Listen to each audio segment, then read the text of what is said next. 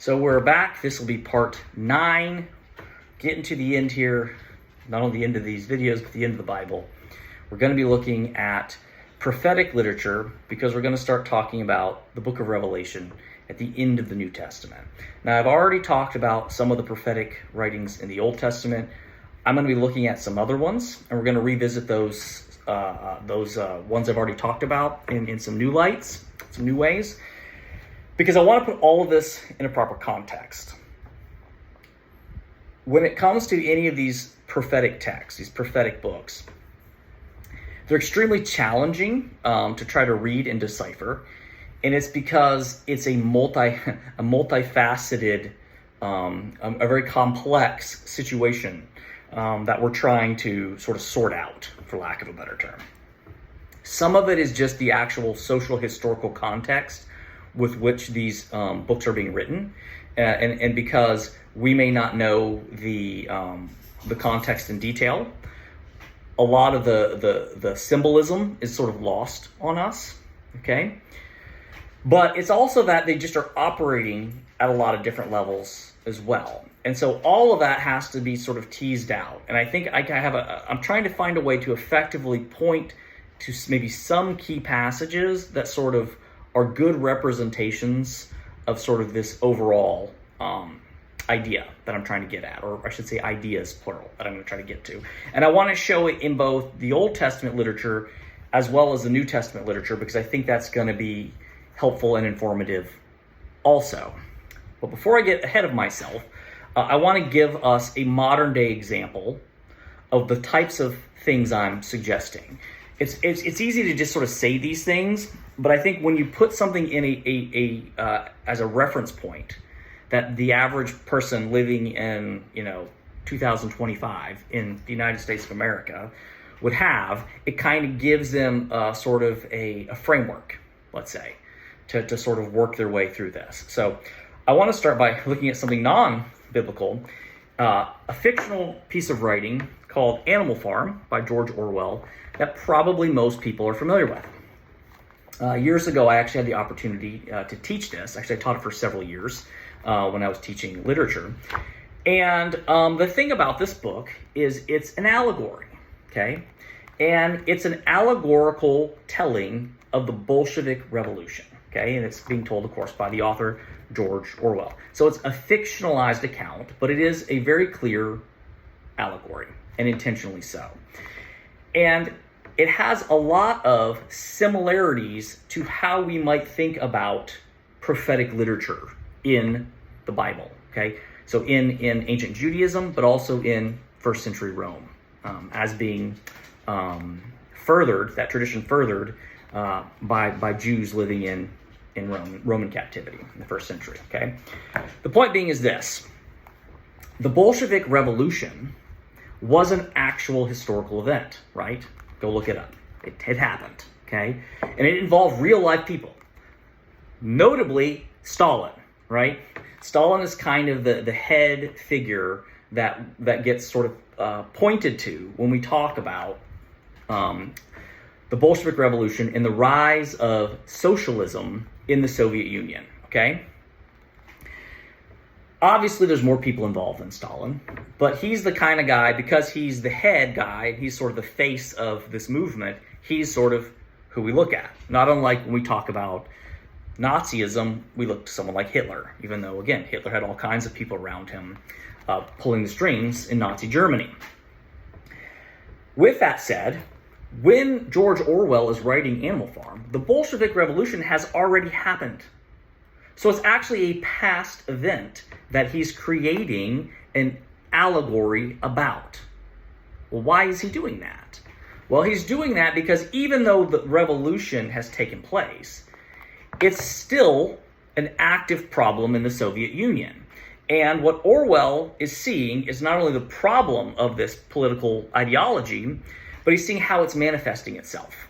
And he wants people to get an idea of what this looks like and why it's problematic, okay? And that's why he writes this allegory. And rather than it being about people in political systems, it's about a farm, right? And it involves animals, which will be an interesting motif in a moment when we start talking about prophetic literature, because oftentimes in prophetic literature, they also appeal to the image or symbolism of animals. So in this case, Orwell uses animals on the farm, okay? And then the animals have the revolution and yada, yada, yada. Hopefully you've read the book. If not, I'm not going to tell you the whole story of Animal Farm on this video. You can figure that on your own. But suffice it to say, people still read Animal Farm, even though Soviet Union is collapsed and even though Stalin is long dead, okay, people still read it. Well, why? Because the message is still valuable and it's still valid and it still applies to other people other than just Stalin, right? Any leader who's been put into a position of power where they have sort of absolute control over things tend to use that power for their own personal selfish gain versus the betterment of their people, okay? And they go to all sorts of lengths to try to sort of cover their trails and cover their tracks in order to accomplish their agenda. And that's essentially what we find in Animal Farm. The pigs who take over the farm end up being no different than the farmers who are humans, okay? So what's the point of all that? The point is, when you're looking at an allegory like this, it applies to the past, a past event, the Bolshevik Revolution. It applies to the present, which is the audience that Orwell is directly addressing when he decided to write this allegory. But it also applies to all future, subsequent generations, because it's telling a true story about real life things that happen when people are in power, but it does it through a fictionalized allegorical narrative. Hopefully that makes sense. I think it probably does. Well, that's the best way I can think of, at least, to understand prophetic literature, okay? Meaning that when a prophet in the Bible is talking and he's giving these sort of prophetic statements, he's oftentimes talking about things that happened a long time ago as a reference point. He's relating it to current affairs, things that they're currently dealing with, but he's also looking ahead to say that this will still be true in the future, okay? So last video, I was in the book of Acts, and I covered some material on that. I covered a lot of other stuff too that were kind of some sidebars that I got off on some side trails. But there is a passage I want to read that takes place in the very early portion of the book of Acts. And I intentionally didn't cover it in the last video because I was saving it for this video, okay? I talked about, the teachings of Stephen and how he was looking back throughout the Christian narrative and shaping the actions of Jesus and trying to put those actions into a context for the first century Jews and Romans who he was speaking to in order to validate Jesus as the Messiah. Well, he's not the only one that does this. Paul does this, as I mentioned. Peter does it as well. And in the case of Peter, if you look in chapter 3, starting in verse 17 to the close of the chapter, he talks about the same things I'm telling you, but he relates it to prophets.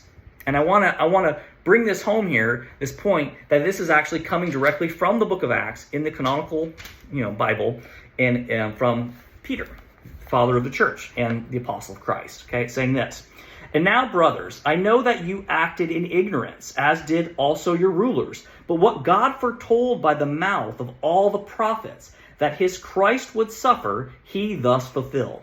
Repent, therefore, and turn back, that your sins may be blotted out, that times of refreshing may come from the presence of the Lord, and that he may send the Christ appointed to you, Jesus, whom heaven must receive until the time for restoring all things about which God spoke by the mouth of his holy prophets." Okay? "Long ago, Moses said, 'The Lord God will raise up for you a prophet like me from your brothers. You shall listen to him in whatever he tells you, and it shall be that every soul who does not listen to that prophet shall be destroyed from the people.' And all the prophets who have spoken, from Samuel and those who came after, also proclaimed these days. You are the sons of the prophets and of the covenant that God made with your fathers, saying to Abraham, 'And in your offspring shall all the families of the earth be blessed.' God, having raised up his servants, sent him to you first to bless you by turning every one of you from your wickedness. Okay? It's a very sort of broad spectrum summarization of Jesus being the fulfillment of all of these different prophetic traditions. But what's significant about this is how Peter's talking about the past, okay? He talks about how those past texts would have been interpreted in their present context, but then he looks forward to the future as he highlights Christ or Jesus being the fulfillment of it all. So it's working on multiple levels. He talks about Moses, but he says, well, Moses prophesied that there will be another that comes after me who you must follow or you'll fall away. And it was all the prophets, including Samuel. Well, if you know the scriptures and you know the history, which we've talked about, Samuel comes after Moses, right? When the Israelites finally do get into the promised land and they go to set up their kingdom, they want a king, they choose Saul. And then eventually Saul gets usurped by David. And the person that's actually guiding Saul is the prophet Samuel. So if you were getting that message at the time as a first century Jew, you'd be like, this is the guy Moses was talking about. Samuel. He's the prophet that we're supposed to listen to. And guess what? They're correct. That was right. That was what Moses was saying. But what Peter is trying to point out to them is that's not all Moses was saying. Because this is a prophetic text. In fact, that's not what... anytime you're reading the prophets, that's not all they were saying. We now realize there was more. There's more coming. And this is the fulfillment of all those things, okay? So it does have a present context. And I say that because when we get into the book of Revelation, we're going to have some things to say that some people may find familiar, if they already know this, but some people may be like unfamiliar with it and be like, well, that's strange and weird. I don't know how I feel about that. That's okay. That's why I'm putting this all into context for you. So before I get to the book of Revelation, I want to look at some passages in the Old Testament. Okay, because we know of this strong prophetic tradition in the Old Testament.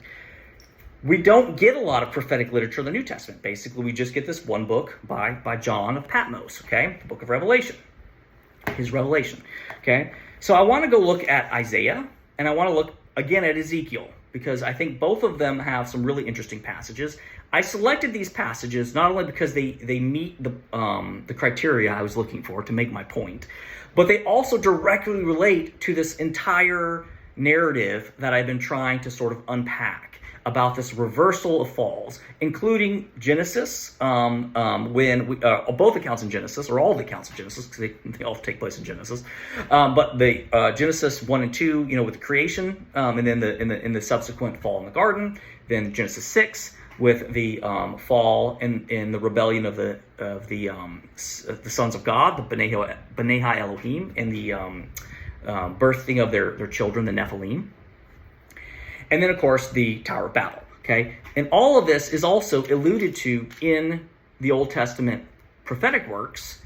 And then, of course, actually, Jesus makes a reference to it in Luke, which we can look at also, if we have time. But for the time being, let's just look at Isaiah. So go to chapter 14 if you have your Bible handy.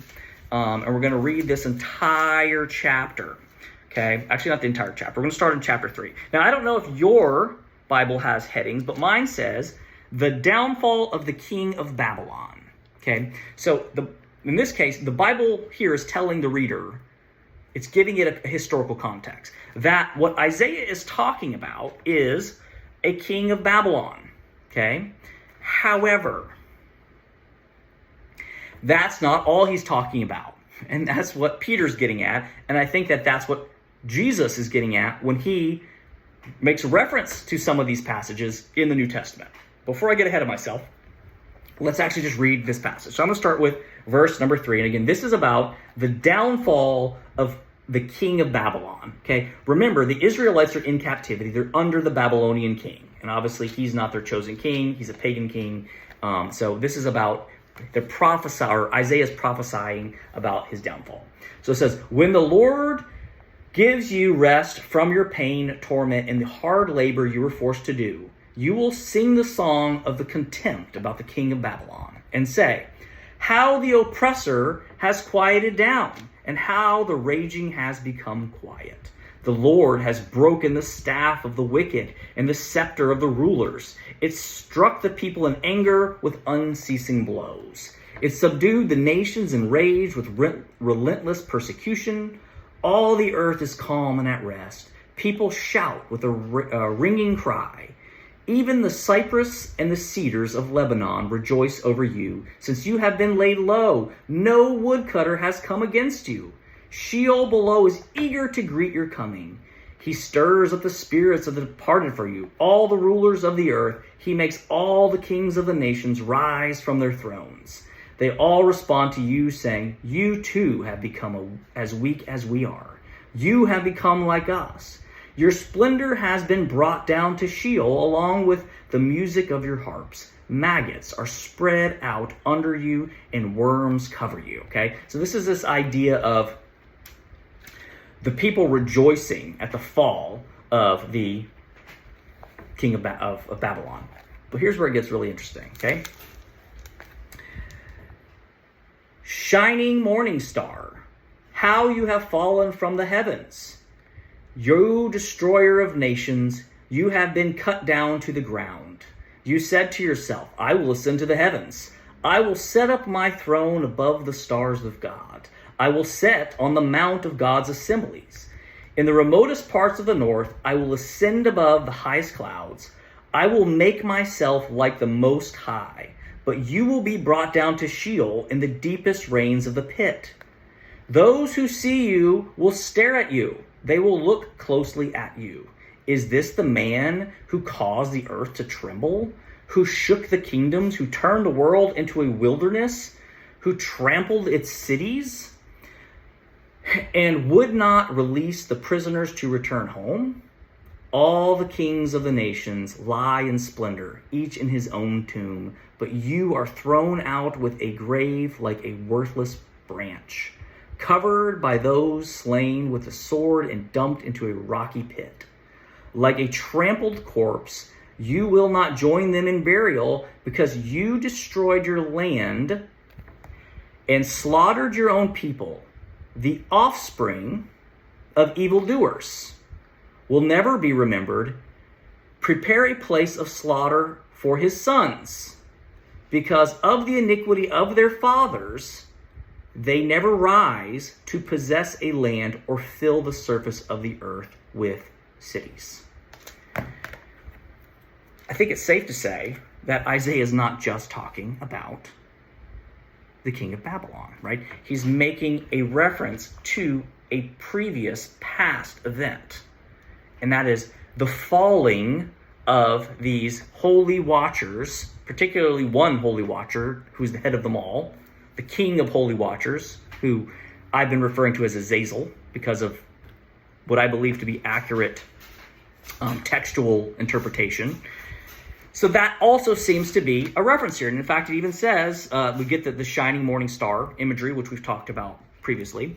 But it even says here, you destroyed your own land and slaughtered your own people. The offspring of evildoers will never be remembered. Well, who are the offspring of evildoers? Well, it could be the children of Babylon, but it also could be the Nephilim, right? That's the whole thing. And they will never be remembered, and they'll be slaughtered because of the iniquities of their father. They will never rise to possess their land or fill the surface of the earth with their cities. Well, what happens when the Nephilim die? Right? Their spirits are lost, and they have no place to go. They don't inherit anything. Okay? So it seems to be a veiled, somewhat veiled reference to Genesis 6.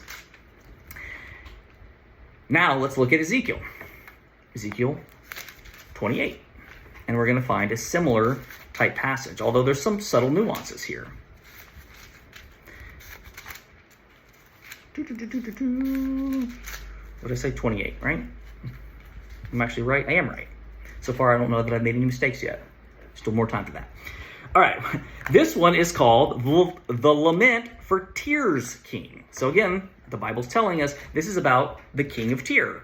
Tyr was an area in Lebanon. So this is, again, another very specific ruling power in a very specific area that Ezekiel is talking about. But that's not what he's talking about. So let's see what he says. This is verse 11 through 19. The word of the Lord came to me, Son of man, lament for the king of Tyre, and say to him, this is what the Lord God says. You were the seal of perfection, full of wisdom and perfect in beauty. You were in Eden, the garden of God. Well, was the king of Tyre in the Garden of Eden? No, it wasn't, okay? Every kind of precious stone covered your carnelian, topaz, diamond, beryl, onyx, jasper, sapphire, turquoise, emerald.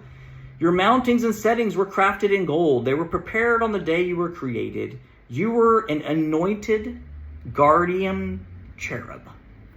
We'll come back to that point. For I appointed you. You were on the holy mountain of God. You walked among the fiery stones. For the day you were created, you were blameless in your ways until wickedness was found in you. Through the abundance of your trade, you were filled with violence and you sinned.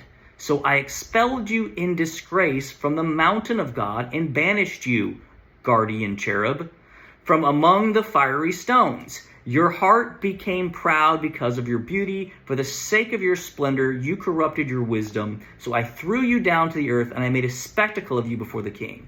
You profaned your sanctuaries by the magnitude of your iniquities in your dishonest trade, so that I sent out fire from within you, and it consumed you. I reduced you to the ashes on the ground in the sight of everyone watching you. All those who know you among the nations are appalled at you. You have become an object of horror and will never exist again. Okay. It's an allusion to the king of Tyre, or a lament for the king of Tyre, but it's clearly also a reference to this serpent in the garden. Now, there's a couple really interesting things that I think validate some of the points I've been making throughout this entire process, okay? Which is first and foremost that the serpent in the garden is not a B'nai Ha-Elohim. So it's not Azazel.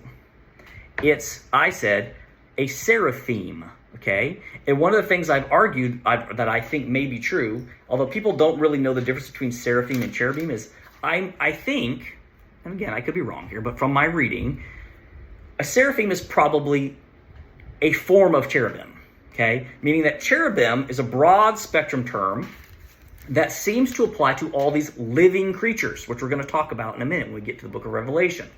These living creatures are these sort of human/animal hybrid type things. They seem to have like the mind of a man, but they have the body of beasts, and they have the heads of these. And so there's many different kinds. But there's these specific type that are called seraphim or fire serpents. So in this passage in Ezekiel, it's saying that the being that was placed in the garden was a cherubim.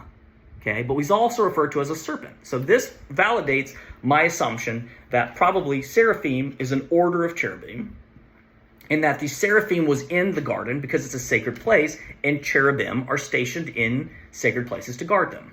But this is not Azazel.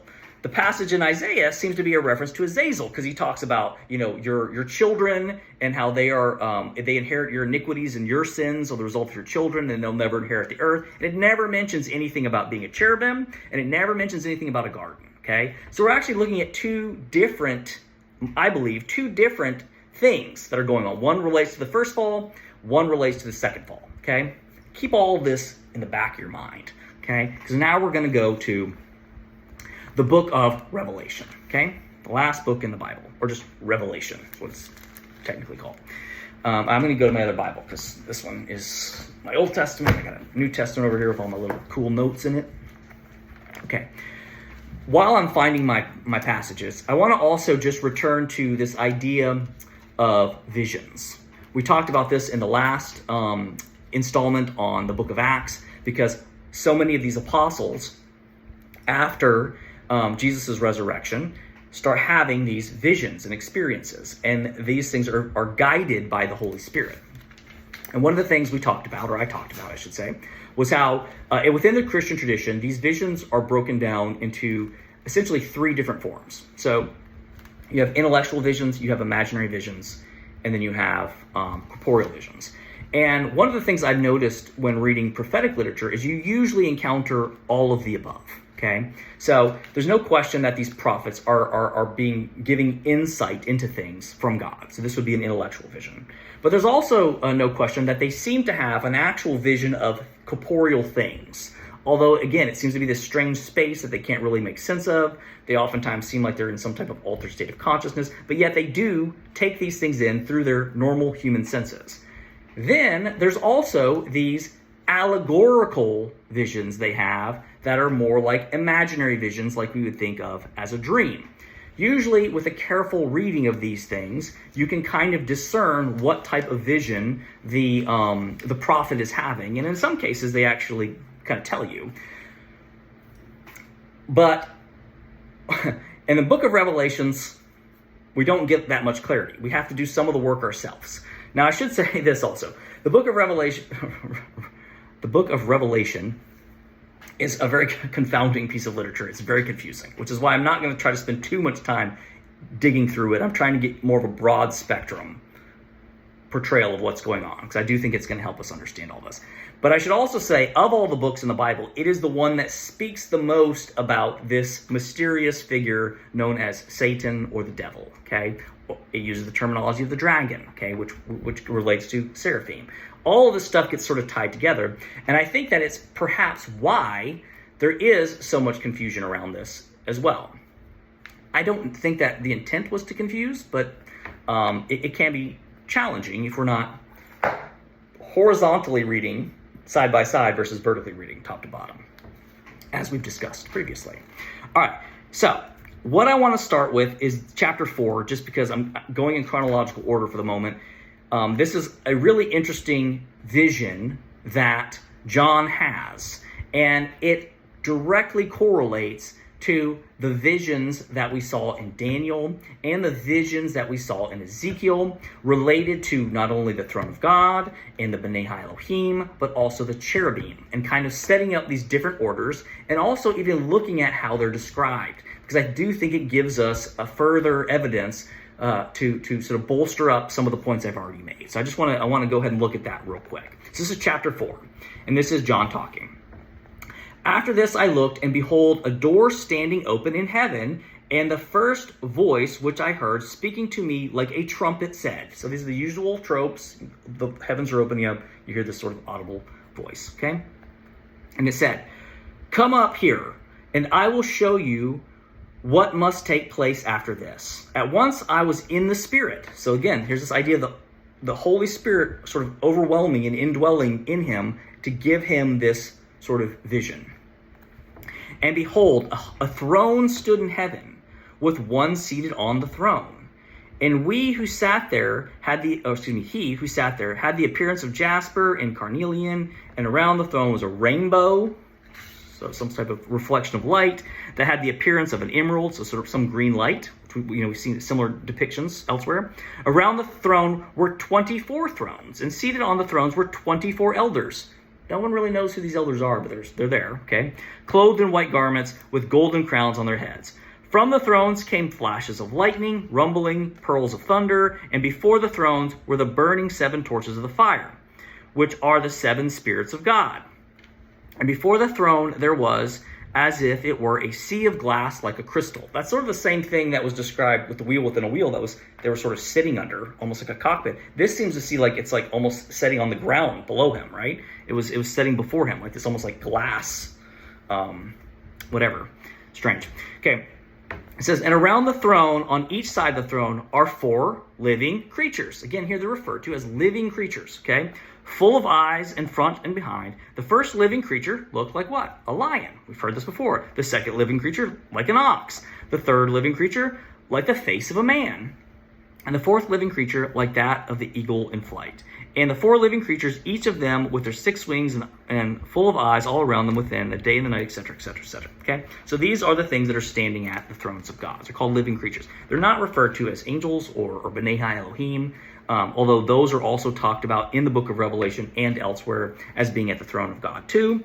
In fact, I believe if you go back a couple chapters and look, some of the early chapters, it does in here mention some of the interactions with the angels, but I'm going to get too far down another rabbit hole, so I'm not going to go there right now, because that's not really what I want to talk about. I want to use that passage just to kind of give you an example of, again, what seems to be a corporeal vision, where he's actually seeing things, and that this vision he has seems to also directly correlate in almost all its descriptions to many of the other depictions we've heard, okay, already. But where I want to go next, to really sort of, I think, hopefully tie this all together, is going to be basically just chapters 12, 13, and 13. I think those two chapters we can use to kind of hit home all the points that I'm trying to get to today. I feel it's getting a little dark. Hopefully you can see the video okay. My phone keeps saying I need more light. I'm doing this in the evening, so I apologize if the video isn't the best. Chapter 12, okay? There's a lot to unpack chapter 12 and 13. Oh, wait. I have another point.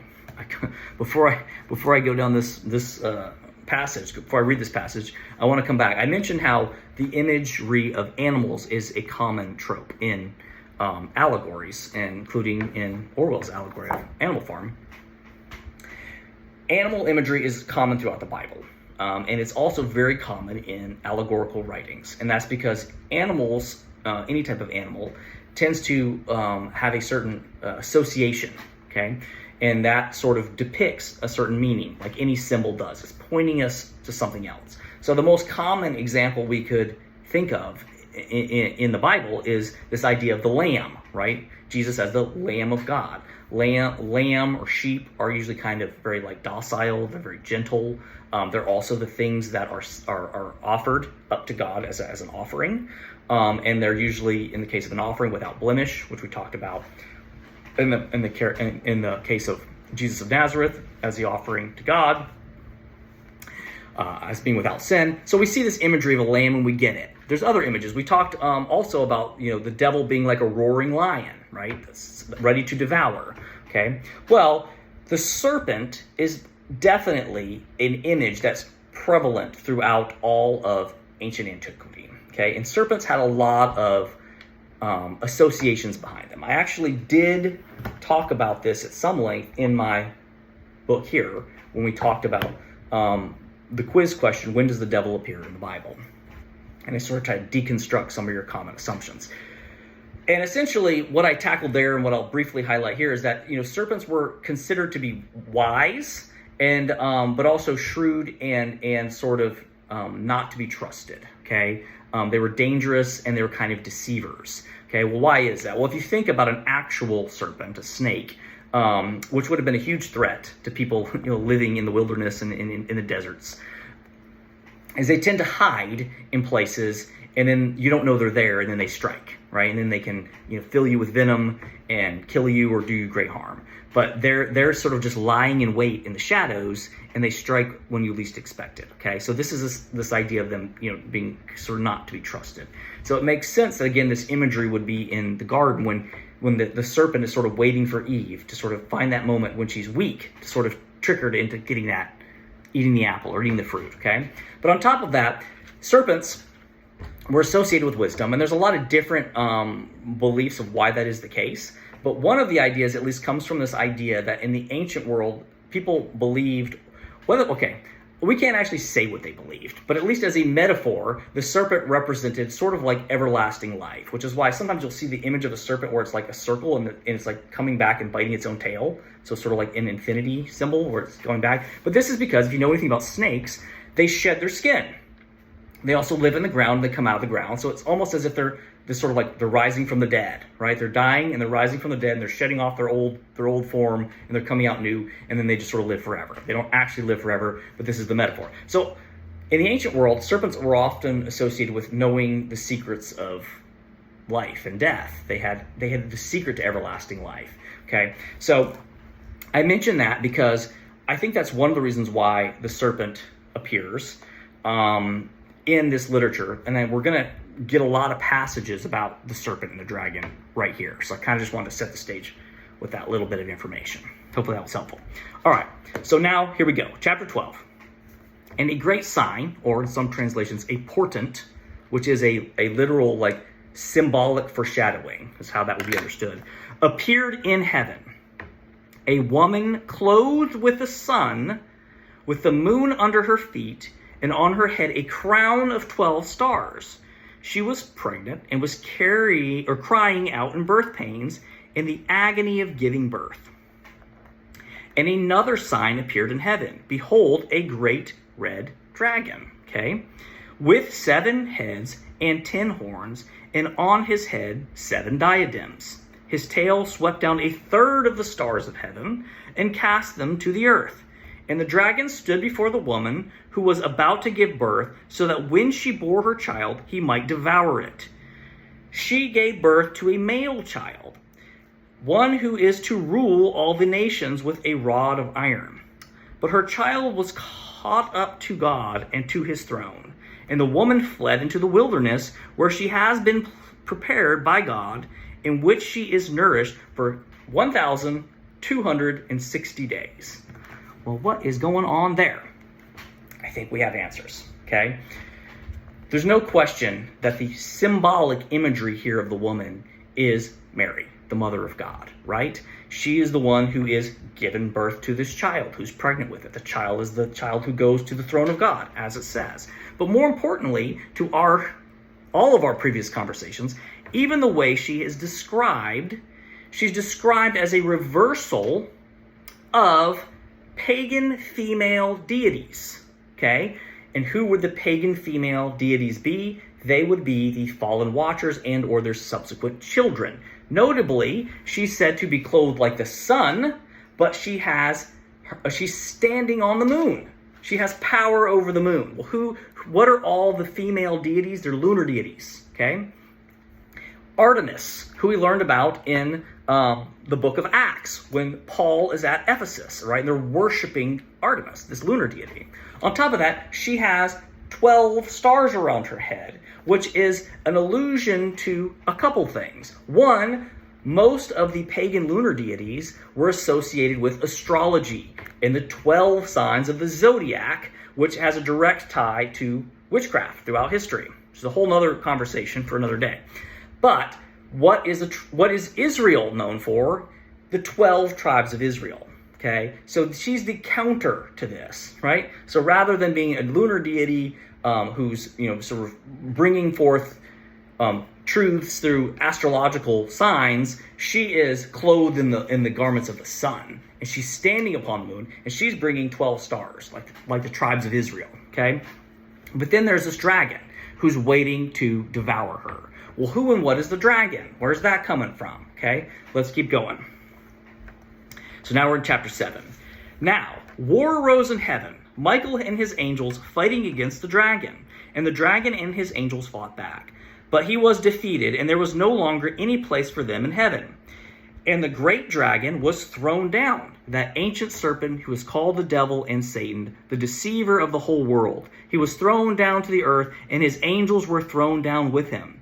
And I heard a loud voice in heaven saying, now the salvation and the power and the kingdom of our God and the authority of the Christ have come, for the accuser of our brothers has been thrown down, who accuses them day and night before our God. And they have conquered him by the blood of the Lamb and by the word of the testimony, for they love not their lives even unto death. Therefore, rejoice, O heavens, and you who dwell in them. But woe to you, O earth and sea, for the devil has come down to you in great wrath, because he knows that his time is short. This last verse here is really important. I want to come back to it. Before I do that, I want to unpack a lot here. Okay? So it's talking about this serpent, and it's using sort of all the images, like the serpent from old, the one who's called Satan, the one who brought down the stars from heaven. And it seems to be sort of lumping all of these falls, all of these things together, okay? And it is, which is probably why there is this long-standing tradition within Christianity to think that it's all just one thing. It's all just this one serpent. That is the devil. It's this one guy, and he was the one in the garden, and he was the one who did all the falls, and he's the reason for all of this. But what you have to understand here, and this is going to be teased out in a minute, is that this is a symbolic image, okay? And really the serpent is representational of anything, the serpent or the dragon, or the beast, as we'll come to learn in a minute, is really just the thing that represents all evil in any of its form. So if we come back to something like Animal Farm, it doesn't matter if when we're talking about the pigs in Animal Farm, you're actually meaning Stalin, Or maybe you're meaning someone else, Hitler, or maybe someone current who's in power and using their power for evil authority. The point being is they're all the pigs in Animal Farm, okay? And that's essentially what we're going to see is happening. They're all the serpent. It's all the serpent, and that's because it's all the great deceiver. And it's not because there's not nuance there. It's just because it's trying to hit home this allegorical symbol, okay, which is going to come out in a minute. So hold on. But here's what's really interesting that I want to go back and re-highlight. So it says, I'm going to go back up here. Where am I? So after Michael has this battle, and it says, and they had conquered him by the blood of the Lamb and by the word of their testimony, for they loved not their lives even unto death. So basically they risked their lives to fight this battle. It's also important to point here that it's actually another B'nai Ha-Elohim who's sent to sort of finish this battle. I think that's significant for several reasons. Some of the things we've already talked about, which is this idea that they also participate in this restorative act, the Holy Watchers. But there is this also kind of interesting thing within tradition where Michael is sort of viewed as the archangel. And there's this sort of idea that like the angels exist in almost like a military order, and Michael's sort of like the head or the chief of the military order, which is really interesting if we look at Enoch and take into account how Azazel was described as the sort of god of warfare and the fashion of weapons. You know, it makes you think, at least from a sort of narrative standpoint, that Michael would be the appropriate counterpart to Azazel. It doesn't have to be Jesus. God is so much more powerful than the devil. The devil, he doesn't need to defeat him. He can send his archangel to do so. He already faced Azazel in the desert, and the devil had nothing to offer. Okay, so now he sends his archangel down, and so it's an interesting thing. Like maybe like there's all kinds of things you could speculate. Like maybe Michael took the position that once was held by Azazel. Who knows? Just a thought. No support for that. Just me thinking off the top of my head. But anyways, it goes on to say this. So they conquered them, and they lived. It says, therefore rejoice, O heaven, and you who dwell in them. So the heavens are rejoicing because finally they cast this evilness out. They sent it down. Again, it's not just one. It says he took a third of the beings of the heavens with him, right? So it's not just one, but he's the kind of the head guy, right? He's like the Stalin of the Bolshevik Revolution. But it says, O earth and sea. Oh, excuse me. But woe to you. Missed the most important part. But woe to you, O earth and sea, for the devil has come down to you in great wrath, because he knows that this time is short. So what is that telling us? It's telling us that when he was cast out of heaven, when this battle was won, where was he sent? He was sent down here. Woe to you, earth, because you're going to be dealing with him for a while, okay? And of course, these are the stories we get. This is the problem of evil, okay? And this is the point I've been trying to hit home this whole time, okay? I want to skip down here and say this. Keep going. Verse 13. And when the dragon saw that he had been thrown down to the earth, he pursued the woman who had given birth to the male child, right? Again, this seems to be an allusion to Mary and Jesus. But the woman was given the 2 wings of the great eagle, so that she might fly from the serpent into the wilderness to the place where she is to be nourished for a time and a time and a half. Time and a half is a very specific amount of time. It also turns out to be right about at 1,260 days. Okay, that'll be significant in just a minute. The serpent poured water like a river out of his mouth after the woman to sweep her away with a flood.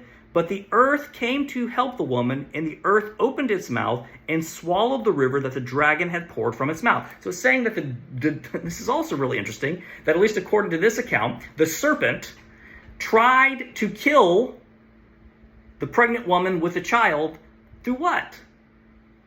A flood. The exact same thing that God used to kill what? The children of the fallen watchers, the Nephilim. So he's trying to do the same thing, but it doesn't work, because this time the earth is working with God, and he swallows up this flood, whatever it was that the dragon tried to create, and it doesn't affect the woman. All this is going to be really important. Just hang on with me, okay? Then the dragon became furious with the woman and went off to make war on the rest of her offspring on those who keep the commandments of God and hold the testimony of Jesus, and he stood on the sand and the sea. What is this all about? Well, it seems to be certainly about Mary and Jesus, but it's also interesting because we have to put this into an actual historical context. In the same way that really to understand animal farm, you got to know about the Bolshevik Revolution. In order to understand this passage in Revelation, you have to know the story of the mother and the child. And it turns out we have several accounts of them, but in this particular instance, it seems to be relating to the book of Matthew. So let's go to the book of Matthew. Sorry, I'm not even close to the book of Matthew. There we go. And let's go all the way to the beginning. Okay? The very beginning where we're getting the story of Jesus's birth in early life. And what do we know? If you know your stories, what do we find in the book of Matthew? Sorry, it's taking me longer to find my passage than I thought it would. It's way up here at the front somewhere. Where are you, passage? Here it is. I think I found it. Nope, I didn't. Still gotta go. Oh, here we go. Chapter 2 is in the very beginning. Makes sense. Okay. Chapter 2, the flight to Egypt. Now, when they had departed, this is after they're leaving, after the birth of Jesus, behold, an angel of the Lord appeared to Joseph in a dream, another vision, and said, rise, take the child and his mother and flee to Egypt, and remain there until I tell you, for Herod is about to search for the child and to destroy him. And he rose and took the child and his mother by night and departed to Egypt and remained there until the death of Herod. This was to fulfill what the Lord had spoken by the prophet, out of Egypt I call my son. But it's not only to fulfill that, because if you look into this, Herod reigned for this time when he's trying to kill children, which is, again, it says in Revelation, what did he do? He couldn't find the woman with the child. But for 3.5, almost 4 years, whatever it is, 1,260 days, he reigned hell by trying to end the bloodline or end this people. And what does Herod do? He goes after the children of Israel. And how long does he do it for? Well, about 1,260 days, if you want to be exact. Okay. Then Herod, when he saw that he had been tricked by the wise men, became furious, and he sent and killed all the male children of Bethlehem in that the region of the 2 years and under, according to the time that he ascertained from the wise men. So it gives us this time frame, and you can look this up, and this maps this. So this is an allusion to an actual past event. Okay. But what's important here is that the serpent, the red dragon, is not simply the devil, right? Or the seraphim from the garden. It's not just Azazel. In this, it's also clearly a symbol of Herod, who is one of the rulers in Rome who's ruling over the Jews. And this is an important point because a lot of times these metaphors are working on multiple layers. So yes, it's talking about the B'nai Elohim in the second fall. Yes, it's talking about the seraphim in the first fall. But it's also talking about Herod. Okay? And it's using this image because it's making him say he too is the serpent. Just like there's lots of pigs out there in the world of politics. Okay? So, now keep going. It says this, the return to Nazareth. But when Herod died, behold, an angel of the Lord appeared in a dream to Joseph in Egypt. Again, okay, saying, rise, take the child and his mother, and go to the land of Israel, for those who sought the child's life are dead, meaning Herod. And he rose and took the child and his mother and went to the land of Israel. But when he heard that Archelaus,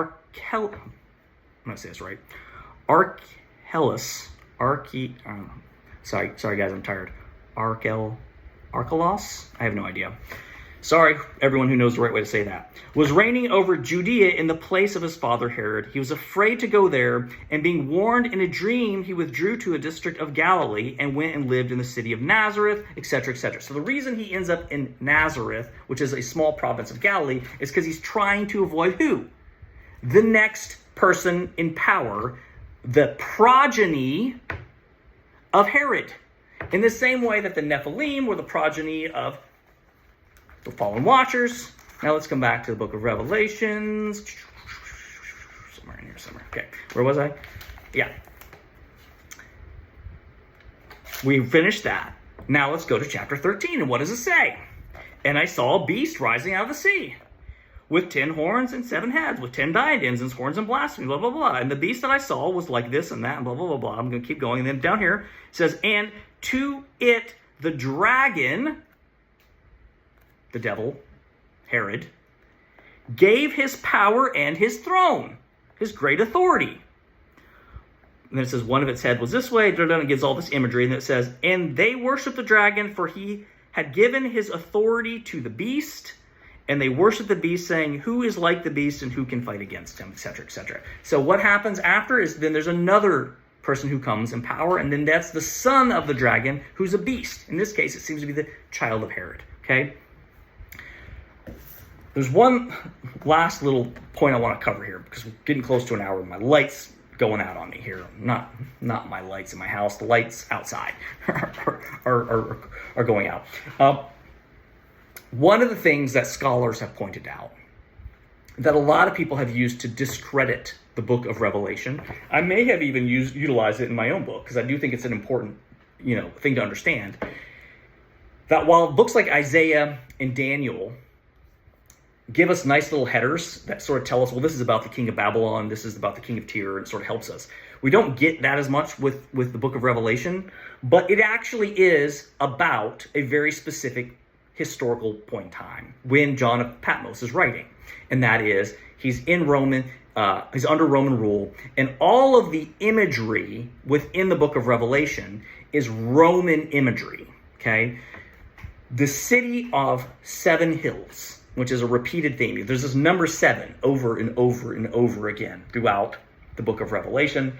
Rome was known and still is known as a city on 7 hills because there's 7 surrounding hills around it. But it's not just that. There's a lot of imagery in there. There's a really good book that covers this. It's called On Angels, Beasts, and Plagues. I have it on my bookshelf, and I can't remember the name of the author, but it was recommended by one of my friends, Greg. So if Greg is actually watching, shout out to you. And it actually does a really detailed analysis of how all this imagery is a direct reference to first century Rome. So there's no question, in the same way that when Isaiah is writing, he's writing about Babylon and the king of Babylon. And when Ezekiel's writing, he's writing about Tyre. When John is writing, he's writing about Rome. And that's why there's this reference to Herod, this imagery of Herod. But again, that's not all they're talking about, okay? To hit this point home, though, one of the famed things, sorry, I'm already jumping ahead. So after this, the next section, so they had the first beast, and then you have the second beast. What's the point? There's all these beasts. Why are there so many beasts? Well, there's so many beasts because one emperor dies, and some other emperor emerges, and they become the new author of evil. Remember this whole story about all these principalities and thrones, how these are things that have all been sort of controlled by the devil, by the Satan, by the dragon? Again, pick your metaphor. It's the same thing happening because Rome is the pagan nation that's trying to suppress the people of God. So whoever is the leader of that, whoever is the head pig, is Stalin in that sense, okay? The number 666, which is very, sort of infamous and notorious from the book of Revelations, is not a mystery, okay? And in fact, the Bible tells us it's not a mystery. It makes it very clear. In fact, it's using allegorical language, but it's sort of like, here, let me just make this real clear for you. And the way that they're trying to make it real clear, the author, John, is by giving them the number 666. And I'll show you. If you read down here, it says this. It says, this is verse 18, this calls for wisdom. Let the one who has understanding calculate the number of the beast. For it is the number of a man, and the number is 666. He's saying, go ahead and calculate it. So for the people who are listening, go ahead, calculate the number. The man is 666. Well, what a lot of scholars have highlighted, who've explored this in greater depth than myself, is that in first century Rome, there was a game, essentially, that was widely popular. And they found this in other examples outside of the scriptural context, where they would use Roman numerals and they would correlate them with Roman letters. And then from those numbers, it would point to certain letters, and those would be, I think, if I remember correctly, an acronym for a name. I may be getting that wrong. But regardless of that, the unanimous understanding for the people who know how to play this game and interpret the numbers is that 666 is clearly a reference to Nero, Caesar Nero. who becomes the Caesar in power when John of Patmos is writing Revelation. So 666 is a very clear reference to a very specific person, in the same way that the pigs were clear references to specific people as well. But again, that doesn't mean that that's all it is, okay? And I guess that's the important thing that I wanted to hit home. Okay, so what does that mean? Well, does that mean that there's not going to be a second coming? No, and I don't think that's what it means. If I had to give my 2 cents on this matter, and I think that there's scriptural support for this, although at this point in time, I don't have all the verses. So this will be some homework for you. Go find these verses yourself. They're in there. There seems to be this idea, for lack of a better term, that when that second coming takes place, it will be very much like, in many ways, the deluge, okay? And that's for a lot of reasons. Some of it is that, if you know the story of the deluge, Noah's building this ark and everyone thinks he's crazy. They're all just living their lives like, what's this guy's building the boat? Like, because he knows what's coming, but he's the minority, right? The earth has gotten so corrupted that there's no one left to really salvage, okay? The same is true when God decides to send down fire and brimstone, raining sulfur on Sodom and Gomorrah, right? The city is so corrupt that there's not a good person left. In fact, he says, well, how many? They're like, no, there's still, well, how many? How many? Can you find me 50? How about 40? Okay, find me 40. How about 30?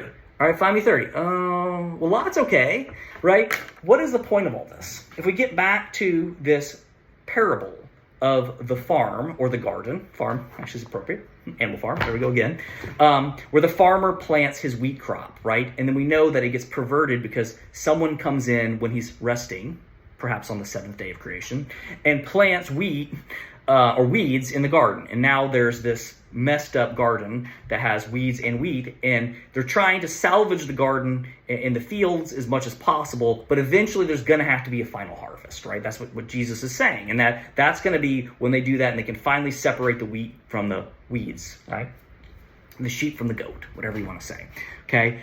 It seems to be the case that when the second coming comes, it will come because the world will be so corrupted that there's no more reason left to wait on the harvest. Like, at this point, everything we're going to get from this, we've gotten. So let's come in and get what's, the final last scraps.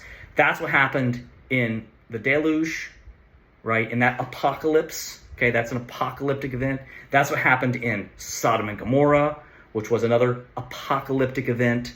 Okay, so it's when things are so bad that they can't get better, essentially. Here's the rub, though, and the good news.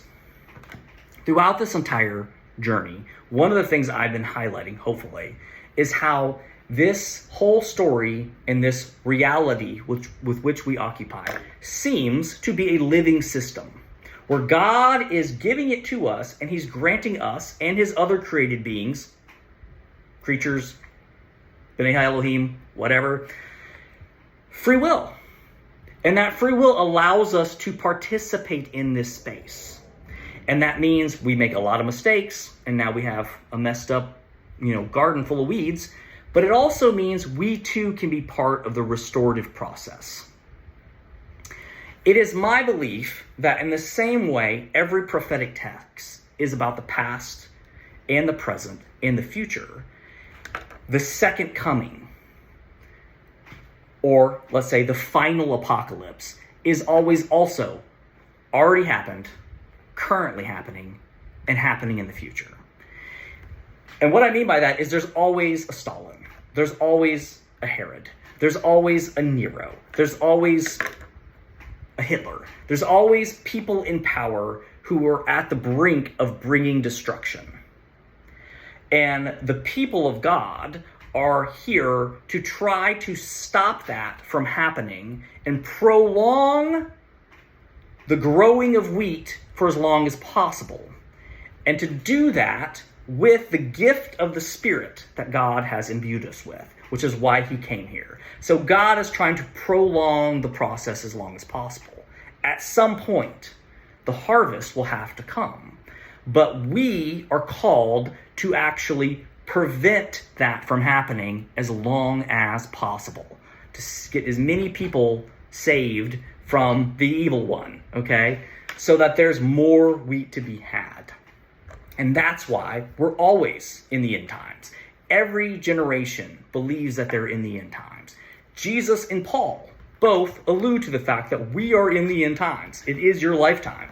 I brought that up in this book. And well, they're wrong. They are wrong if you don't understand that every time is the end time. And the only reason that Christ didn't come back, 30 years later, I believe, is because Paul and Peter and Stephen and John of Patmos did a really good job of actually spreading this message and transforming culture through the grace of God. And I think that is actually what the book of Revelation is about. So it's not a thing where we should be hoping it happens. We should actually be fighting against it. And when it does happen, it will be it'll be a time that it happens that no one's expecting it, because no one cares. No one even knows what that story is. Like, what are you even talking about? Like, what? That's my interpretation. So that's, take that as a grain of salt. But I do think that there is some biblical support and biblical evidence to back that up. Hopefully that all made sense as well. Again, if people have questions, feel free to reach out to me. I am talking off the top of my head here. I try to do a little bit of thinking before I start the video, but I kind of like to just make it free flow. I feel like it's a little bit more organic that way. And I also don't overthink. Sometimes when I try to plan too much, I overthink, and then I get all down rabbit holes. I'm going to come back with one more video, and I want it to be sort of like an epilogue. A 10th video, which is, again, perfect because I had 10 quiz questions in my original book. But I want it to be an epilogue. I want to re-emphasize some of these points by actually looking not simply at the Bible, but actually what do these other cultures and other religions actually say in their own texts. So instead of looking at just this text, what do their texts say? And I want to highlight that. And then I want to just kind of take a look forward and say, well, if we are in the end times, right? If we are facing the apocalypse, because we always are, everyone is, what are the things that are currently happening and trending, I think, within culture that should sort of raise alarms, sound the trumpets, whatever metaphor you want? Because I do think there's a lot of really strange things happening. And if you've been sort of keeping up with current events, you probably are already aware of a lot of the stuff. But it is a very strange point in history. So it will be interesting to talk about that as well. And that will be the last video of this particular series, and that will be out next week. So stay tuned, and hope everyone's doing well. Hope they've gathered something from this. It's kind of been fun making these, actually. I didn't know how it would go, but I'm pretty pleased with it. So hopefully you were too. All right, have a good day. Bye.